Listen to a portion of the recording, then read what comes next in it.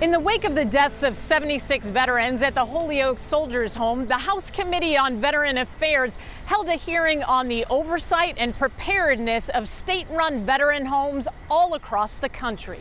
I'd like to take a few moments to describe some heartbreaking examples of the human tragedy that has played out at state veteran homes during the COVID-19 pandemic. The heartbreak and horror of what happened inside the walls of the Holyoke Soldiers' Home at the forefront of a congressional hearing looking into the impact of COVID-19 on state-run veteran homes across the country.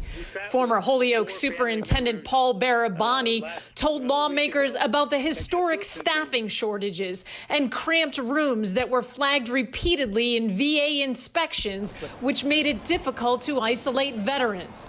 He also spoke about the devastating impact of the deadly virus. These are true American heroes, people who freed concentration camps, were at D-Day, and to see them die and to see them go in that manner. And the families are so impacted. They weren't able to be with them at the time of the death.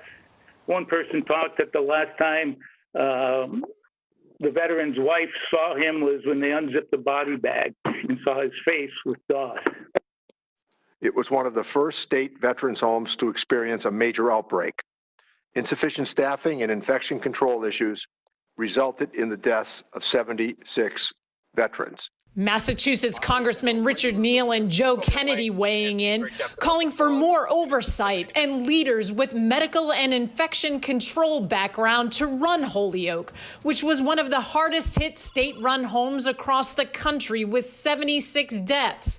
Paramus, New Jersey had 81, and another 42 veterans died at the home in Spring City, Pennsylvania. State veterans homes have had difficulty procuring sufficient personal protective equipment.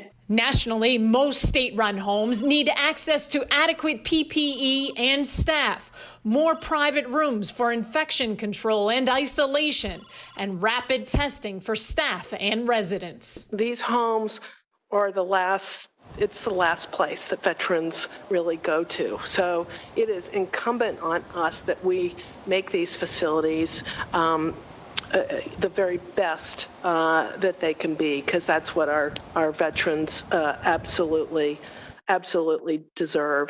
And lawmakers said when it comes to the operations of these homes, the buck truly stops with the state, but they would like to see the oversight by the VA improve. Right now, the Holyoke Soldiers' Home is only inspected by the VA. Some would also like to see it inspected by the state. Kathy Curran, 5 Investigates.